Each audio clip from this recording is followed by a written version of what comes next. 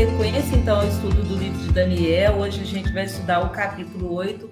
Sempre a gente tem feito assim um pequeno resuminho do que foi o capítulo anterior para fazer gancho para a gente dar continuidade. E hoje, especificamente, isso é muito importante, porque hoje a gente vai ver a segunda visão de Daniel. A gente falou na aula passada que até o capítulo 6, Daniel vai contando coisas do cotidiano, né? Então a gente vai vendo ali o que acontecia na vida dele, dos seus amigos, durante aquele tempo em que eles estavam cativos na Babilônia. E depois, a partir do capítulo 7, a gente já vai ver sonhos, visões que Daniel teve e que contam sobre o que ainda ia acontecer muito para frente. Então, a gente fala que são capítulos apocalípticos, né, que vão contar coisas que ainda iriam acontecer muito tempo depois. E aí, o capítulo 7 e 8, eles estão muito relacionados, né? Então, a gente viu no capítulo 7 que Daniel teve um sonho e ele correu e ele faz questão de colocar isso. Olha, eu corri e registrei o sonho que eu tive. E nesse sonho, ele viu 4 grandes animais, né? Um era um leão alado. Leão alado, a gente falou na aula passada que é um símbolo babilônico que a gente tem isso relatado, inclusive, na história, né?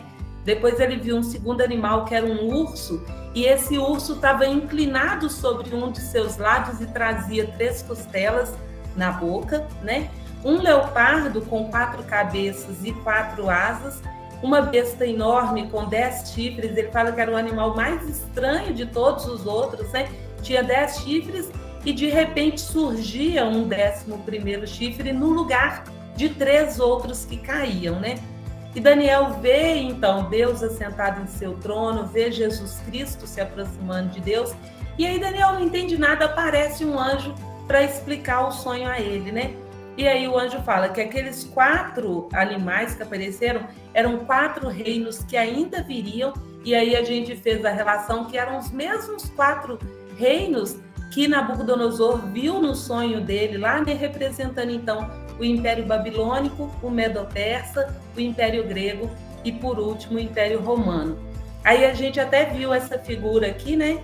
Mostrando, então, a estátua do sonho de Nabucodonosor. A gente ainda falou assim, olha como que é diferente a visão do homem e a visão de Deus, né? Nabucodonosor, quando ele olha para aquilo que ainda ia acontecer, ele vê como uma estátua enorme, imponente, né?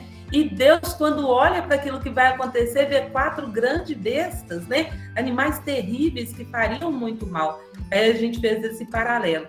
E aí a gente viu, então, a cabeça de ouro da estátua do sonho de Nabucodonosor sendo, então, representada no sonho de Daniel pelo leão alado, né? Representando, então, o Império Babilônico. O tronco e os membros de prata da estátua do Nabucodonosor, a gente viu que eram representados no sonho de Daniel pelo urso, que se inclinava sobre um de seus lados, mostrando, então, por ser de prata, que era um reino mais fraco, né? Menos forte do que o reino babilônico, né? E que seria desigual. A gente viu um lado mais alto que o outro, mostrando, então, que embora no início a média era mais forte, mas depois a Pérsia fica muito mais forte que a média, e a gente vê, então, um urso com um lado mais alto, né? E as 3 costelas na boca, a gente viu que representavam, então, os reinos, né, que seriam abatidos para se criar, então, o Império Medo-Persa, que era o Egito, a Lídia e a Babilônia. Aí depois a gente viu, né, os quadris de bronze, né, da estátua sendo representados pelo leopardo, de 4 cabeças e 4 asas, e aí a gente falou que essas 4 cabeças eram 4 generais que surgiriam após, né, a morte da figura central do reino grego, que seria Alexandre o Grande, e aquelas 4 asas mostrando que esse império ele viria numa velocidade muito grande, ele abateria praticamente todo mundo muito rapidamente, né? E as pernas de ferro da estátua, então, seria o Império Romano, representado por aquela grande besta, né? Os 10 chifres seriam, então, 10 reis, 3 desses reis seriam abatidos e surgiria um reino mais forte, mais medonho também, mais terrível para os cristãos, né? Que seria Domiciano. A gente viu isso na aula passada.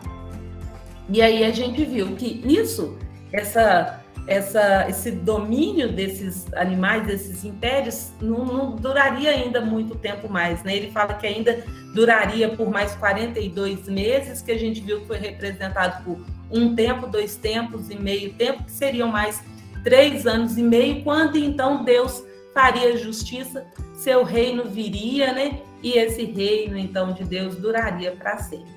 Então, feito esse resumo, hoje eu me alonguei um pouco mais, porque é importante para a gente entender o que vai acontecer no capítulo 8, né? Então, o capítulo 8 fala de mais uma visão de Daniel, né? E essa visão acontece quando? Cerca de 2 anos depois daquela visão que ele contou no capítulo 7, né? Então, cerca de 2 anos depois, ele tem uma nova visão. Então, o primeiro versículo do capítulo 8 traz que, no ano 3º do reinado do rei Belsazzar, eu, Daniel, tive uma visão depois daquela que eu tivera a princípio. Então, ele fala assim, olha, depois daquela visão que eu contei no capítulo 7, eu tive uma nova visão, ainda no reinado de Belsazzar, e aí ele vai contar o que aconteceu. Aí, versículo 12. Quando a visão me veio, pareceu-me estar eu na cidadela de Suzã, que é a província de Elão, e vi que estava junto ao rio Ulai. Então ele fala assim, olha, que na visão dele, parecia que ele estava ali na cidade de Suzã. Suzã era a capital de Elã, né? Elã foi uma das primeiras civilizações que se tem registro no extremo oeste do que hoje é o Irã. Então ele está contando aqui para a gente que, embora Daniel fisicamente estivesse na Babilônia, é como se ele tivesse sido retirado da Babilônia e trazido para Suzã. E a visão que ele vai ter vai ser ali às margens do rio Ulai, em Suzã, né? Então, fora da Babilônia. Aí no versículo 3. Então, levantei os olhos e vi, e eis que diante do rio estava um carneiro, o qual tinha 2 chifres, e os 2 chifres eram altos, mas um mais alto do que o outro, e o mais alto subiu por último. Ele fala assim, olha, ali nas margens do rio eu vi um carneiro, esse carneiro tinha 2 chifres, esses 2 chifres eram altos, mas um era mais alto que o outro, e o segundo mais alto foi o que subiu por último. Então ele fala assim, olha, aquele carneiro tinha 2 chifres altos, mas um ficou mais alto que o outro, e esse que ficou mais alto foi o que surgiu por último. Né? O versículo 4. Vi que o carneiro dava marradas para o ocidente, e para o norte, e para o sul, e nenhum dos animais lhe podia resistir, nem havia quem pudesse livrar-se do seu poder. Ele, porém, fazia segundo a sua vontade, e assim se engrandecia. Marrada, cabeçada, né? Pancada dada com a cabeça, principalmente esse nome de marrada a gente usa quando a gente está falando de um animal que tem cornos, né? Que tem aqueles chifres. Então ele está falando que esse animal, esse carneiro de 2 chifres, estava dando marrada para todo lado, né? E para onde ele dava marrada, para onde ele cabeceava, ele conseguia dominava todo mundo. Ninguém podia resistir a ele. E essa frase é importante, olha, ele fazia tudo de acordo com a sua vontade, então ele fazia com que a sua vontade imperasse, e aí com isso ele se engrandecia a cada dia. Aí o versículo 5. Estando eu observando, eis que um bode vinha do ocidente sobre toda a terra, mas sem tocar no chão. Este bode tinha um chifre notável entre os olhos. Então ele fala que vinha um bode do ocidente, esse bode tinha um chifre enorme entre os olhos, né? E ele vinha sem tocar o chão. Aí lembra que eu lembrei vocês do que a gente viu no capítulo 7, de um leopardo que também era alado, que representava a velocidade do domínio, né? Que ele conquistava todos os reis. Aqui a gente vê a mesma coisa. Então, esse bode, ele vinha tomando tudo com uma velocidade tão grande que Daniel fala que ele vinha sem nem tocar o chão, representando, então, essa velocidade com que esse animal dominava tudo que ele tentava dominar. Aí Daniel continua contando. Dirigiu-se ao carneiro, quem dirigiu-se a carneiro? Aquele, né? Aquele bode, né? Com o chifre entre os olhos, se dirigiu contra o carneiro, o qual eu tinha visto diante do rio, e correu contra ele com todo o seu furioso poder. Então Daniel fala assim, olha, enquanto eu estava observando, eu vi que aquele bode vinha contra o carneiro, avançava contra ele, com furioso poder, né, atacava esse carneiro. E aí Daniel continua contando. Vi-o chegar perto do carneiro e, enfurecido contra ele, o feriu e lhe quebrou os 2 chifres, pois não havia força no carneiro para lhe resistir. E o bode o lançou por terra e o pisou aos pés, e não houve quem pudesse livrar o carneiro do poder dele. Então, aquele carneiro que fazia tudo segundo a sua vontade, conquistava todo mundo e ninguém podia resistir contra ele, agora ele está provando o próprio remédio, porque vem um bode, né, e vem ferozmente contra ele, enfurecido, ataca, quebra os 2 chifres, ou seja, derruba esse carneiro, lança ele por terra, pisa, domina, e ninguém pôde ajudar esse carneiro, né? Ninguém pôde resistir contra esse bode tão feroz que ele vinha. Em versículo 8. O bode se engrandeceu sobremaneira, e na sua força quebrou-se-lhe o grande chifre, e em seu lugar saíram 4 chifres notáveis para os 4 ventos do céu. Então aqui, nesse versículo, a gente vê que aquele bode, ele vinha enfurecido, mas de repente, no auge do seu poder, quando ele estava mais forte, o grande chifre quebrou. E no lugar desse grande chifre surgiram 4 novos chifres menores, né? Então essa figura representa isso, né? Então aquele animal, né? Ele tinha então um grande chifre aqui entre os olhos, que é, a gente sabe, né? Alexandre o Grande. Esse chifre se quebra e surgem 4 novos chifres em seu lugar. De um dos chifres saiu um chifre pequeno e se tornou muito forte para o sul, para o oriente e para a terra gloriosa. Então, a gente está vendo que surgiu um novo chifre menor a partir de um daqueles 4 chifres que surgiram depois do primeiro ter sido quebrado, né?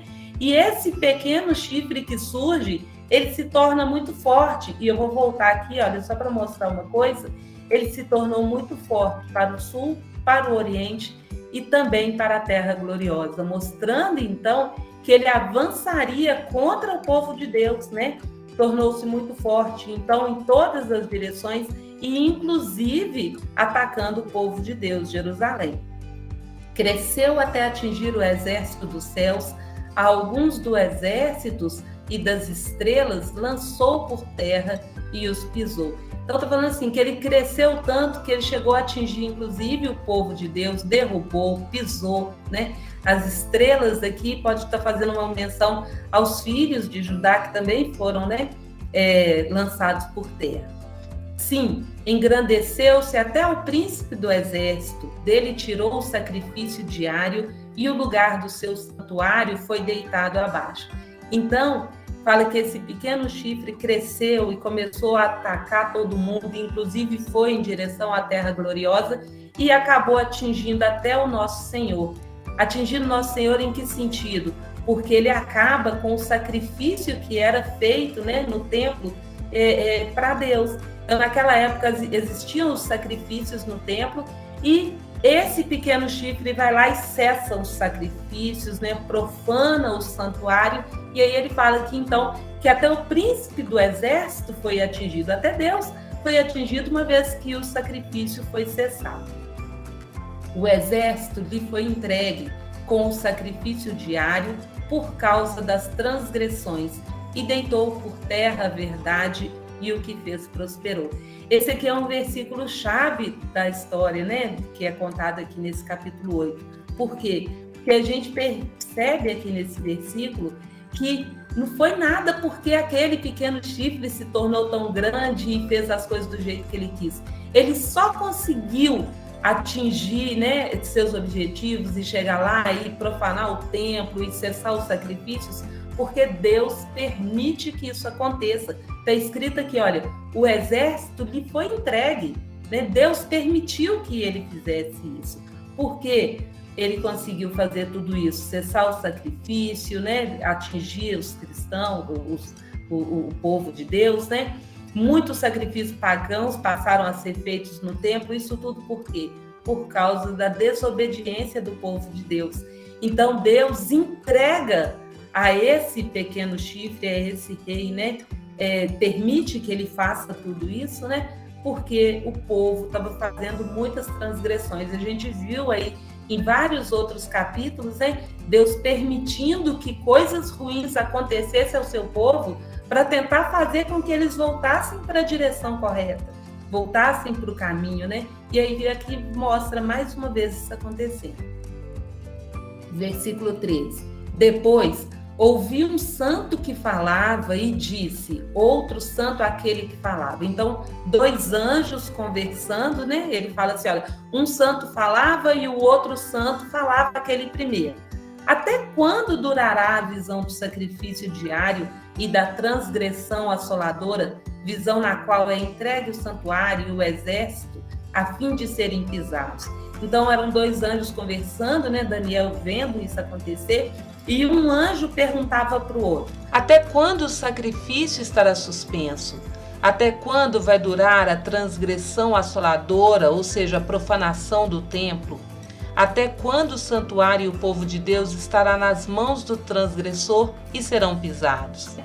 E aí o versículo 14 traz, e aí ele me disse, até 2.300 tardes e manhãs, e o santuário será então purificado. Então os dois anjos conversando, um perguntou, até quando isso tudo vai durar? E aí o outro respondeu, por 2.300 dias, né? Quando então o santuário será purificado. Havendo eu, Daniel, tido a visão, procurei entendê-la, e eis que se me apresentou diante uma com a aparência de homem. Então apareceu alguém que falou, Daniel vendo ali, né? Apareceu alguém na presença de Daniel. Quem é esse alguém? Não fica claro, mas parece que é Jesus. Por que eu estou falando que parece que é Jesus? Porque é alguém que, pelo próximo versículo, a gente vai ver que ele fala com Gabriel com muita autoridade, ele dá uma ordem para Gabriel, né? Então, provavelmente é Jesus. Mas dá para a gente saber? Não dá, porque não está escrito aqui, né? Mas provavelmente é. Aí o versículo 16. E ouvi uma voz de homem de entre as margens do rio Ulai, a qual gritou e disse, Gabriel, dá a entender a este a visão. Então, essa pessoa que apareceu no versículo anterior para Daniel, fala assim, olha, ordena, né? Gabriel, garanta que Daniel, que este homem que está tendo a visão, entenda o que está sendo contado a ele.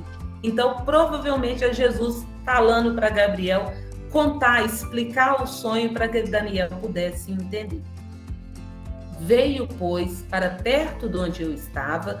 Ao chegar ele, fiquei amedrontado e prostrei-me com o rosto em terra, mas ele me disse, entende, filho do homem, pois esta visão se refere ao tempo do fim. Então a gente vê aqui Daniel passando por toda aquela situação, né? Ele fala que ele ficou com medo e ele prostrou o rosto lá na terra, né? Abaixou para ficar prostrado frente ao anjo, né?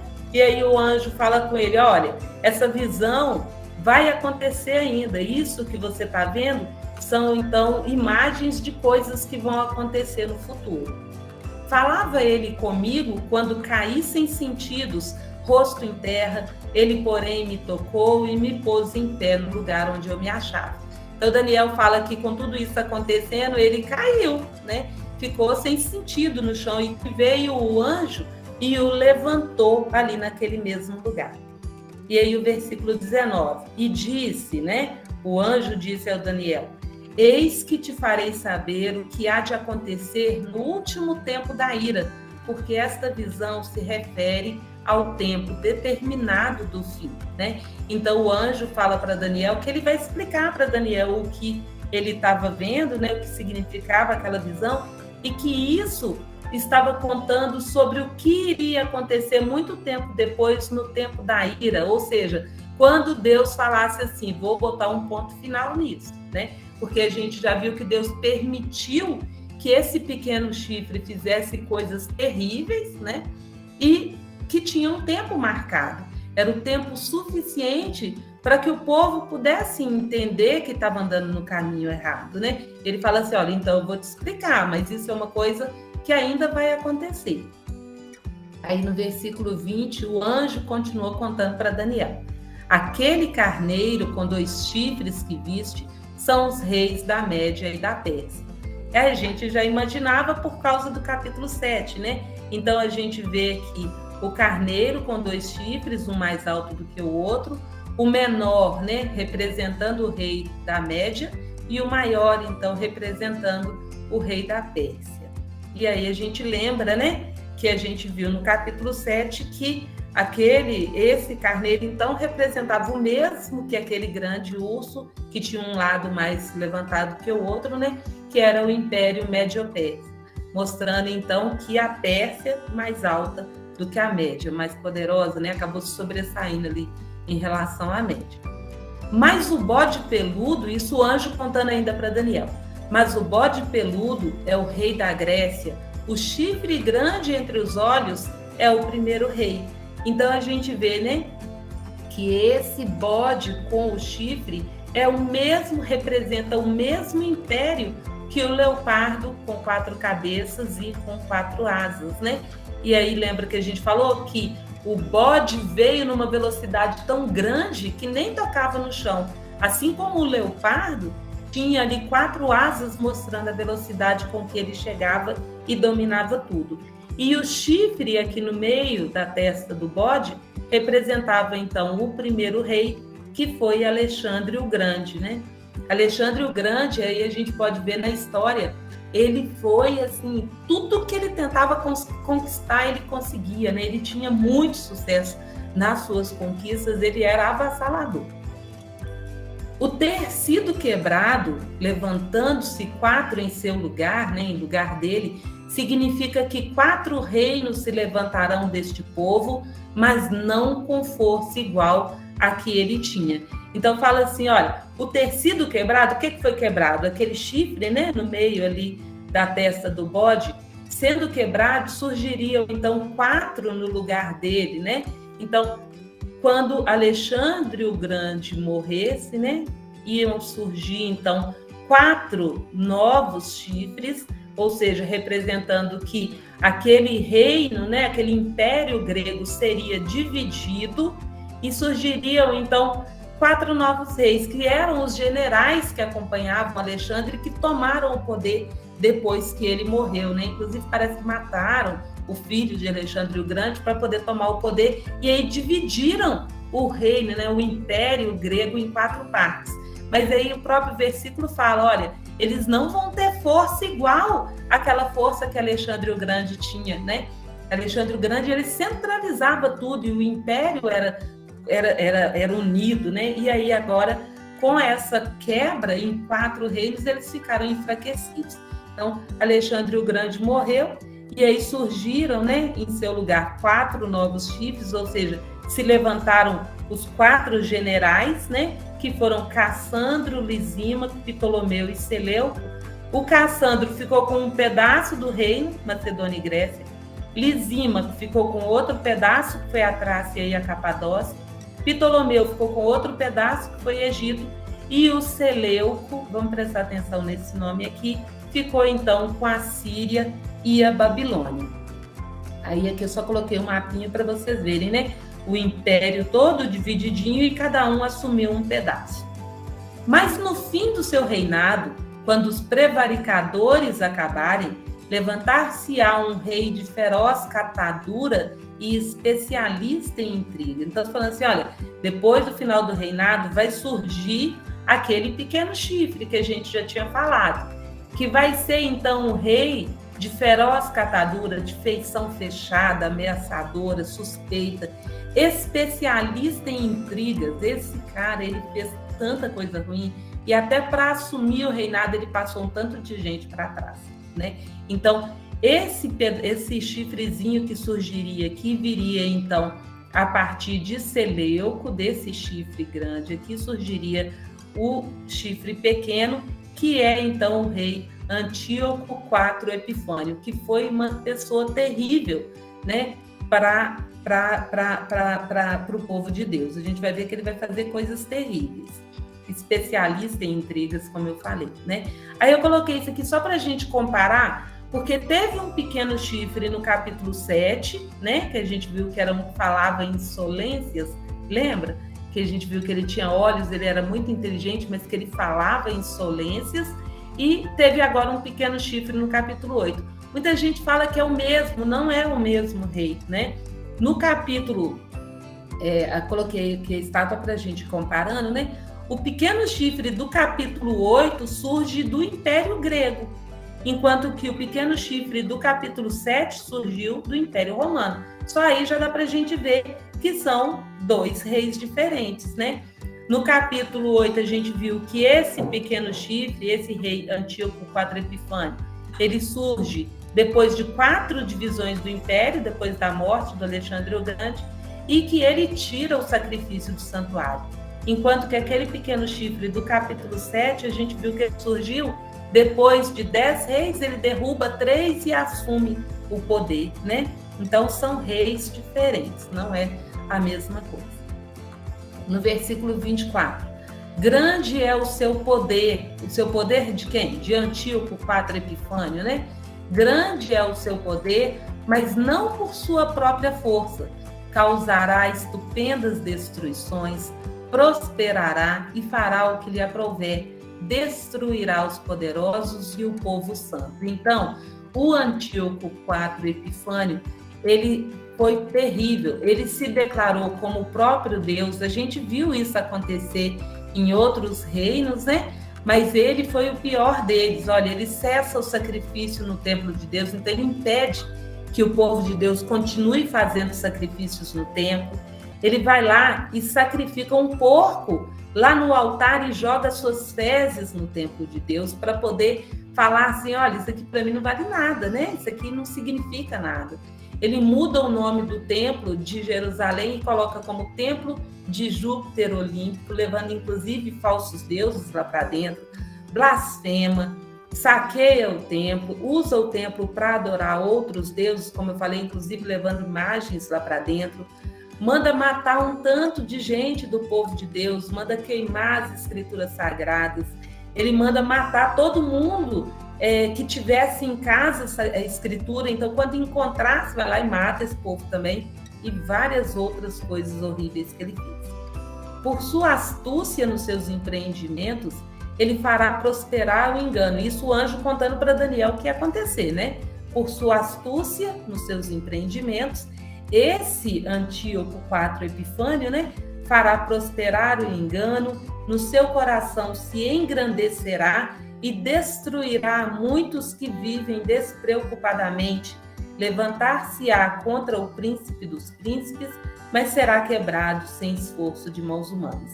Então aqui o anjo está contando para Daniel, ó, esse pequeno chifre, esse Antíoco IV Epifânio, né, que surgiria, ele vai ser enganador, vai perseguir os judeus, né? Diferente do que o seu pai fez, ele vai impedir que os judeus continuem cultuando a Deus, porque o pai dele, ele não fez isso, ele permitiu, né, que o povo de Deus continuasse cultuando a Deus. Ele vai obrigar os judeus a adorarem a outros deuses, né? Mas isso vai durar só um tempo. Ele vai fazer isso contra um povo, olha aqui, que é despreocupado. O que quer dizer isso? Esse Antíoco vai atacar o povo de Deus, mas não é em vingança. O povo de Deus não vai ter feito nada com ele, né? E mesmo assim ele vai fazer, mas é por um tempo, porque depois o próprio Deus vai parar essa situação, vai acabar com isso. Ele será quebrado sem esforço de mãos humanas, né? Aí no versículo 26, a visão da tarde e da manhã que foi dita é verdadeira. Tu, porém, preserva a visão, porque se refere a dias ainda muito distantes. Então o anjo fala para Daniel assim, olha, o que eu estou te falando é verdade, vai acontecer mesmo, daqui a um tempo. Mas não se preocupe, né? Porque ainda vai demorar para acontecer. Quando fala nessas 2.300 manhãs e tardes, né? Cada pessoa fala uma coisa, né? Mas aí, o que acontece? Esse período de 2.300 dias, né, se refere, então, a 6,3 anos, que é o período compreendido, então, entre 169 a 163 anos antes de Cristo. E esse período compreende, então, desde o início da profanação do templo, quando Antíoco IV Epifânio vai lá e profana o templo e cessa o sacrifício e leva ídolos lá para dentro, até quando o templo vai ser purificado, vai chegar uma hora que vai acontecer a purificação do templo e depois que o santuário vai ser vindicado.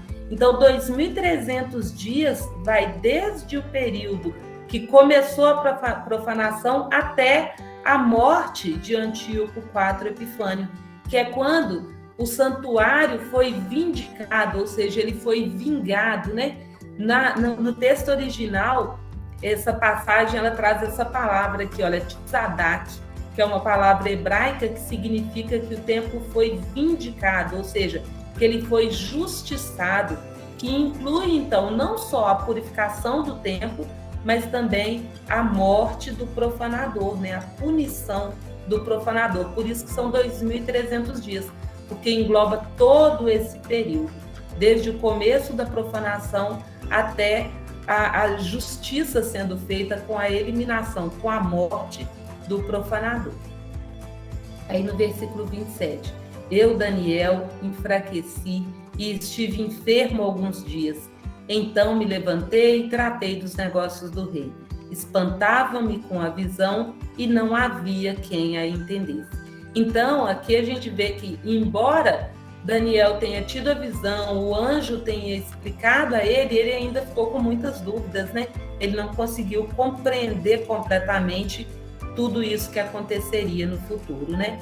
O que a gente aprende, então, com esse capítulo 8, né, do livro de Daniel?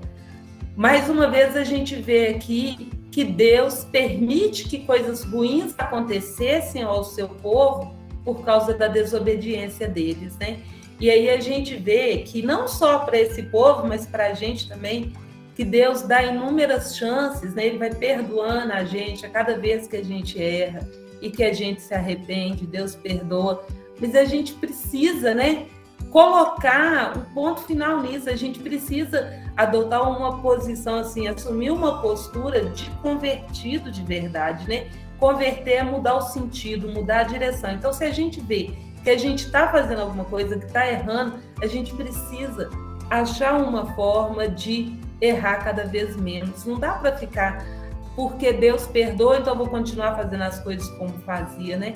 A gente vê, assim, eu imagino a frustração de Deus vendo quanto a gente erra, né? E eu não estou falando para ninguém, não, estou falando para mim também, né? Tem coisas que para a gente é difícil, né? A gente está sempre fazendo, então que a gente precisa ver que Deus às vezes permite que algumas coisas aconteçam para a gente poder voltar para o caminho. E às vezes coisas ruins aconteçam não é porque a gente está fazendo nada errado, às vezes é porque são coisas que são importantes para o nosso crescimento também. Então é importante que a gente esteja sempre atento quando as coisas acontecem com a gente, com a nossa família, para ver se é alguma coisa que está acontecendo para permitir que eu cresça espiritualmente, e a gente tem que ser grata a Deus, como a gente tem falado sempre, né? Pelas coisas boas e também pelas coisas ruins que acontecem, porque sempre a gente pode aprender com elas e ir melhorando, né? Mas a gente tem que estar atento para ver se também não tem alguma coisa acontecendo porque a gente está errando muito. E se esse for o caso, a gente precisa corrigir, né? Aí eu trouxe esses 2 versículos aqui de Mateus, eu até mandei no grupo hoje das mulheres, porque eu achei que são versículos que refletem isso que eu acabei de falar, né? Peçam e lhes será dado, busquem e encontrarão, batam e a porta lhes será aberta.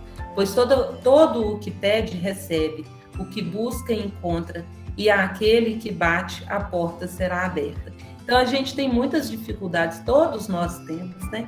Mas a gente precisa orar mais, aprender a pedir mais a Deus para ajudar, para que a gente possa superar nossas dificuldades e errar cada vez menos, né? Para que a gente possa agradar mais ao nosso Senhor e que a gente esteja pronto, né, para a hora da volta de Cristo. Então, era isso que eu queria falar desse capítulo, né? Nosso próximo encontro, então, no dia 11 de setembro, a gente vai ver o capítulo 9 do livro de Daniel, que traz uma oração de Daniel. Ele está tão preocupado com isso tudo, ele está tão estarrecido com tudo que ele viu, né? Que ele faz uma oração muito linda e a gente vai ver no próximo capítulo.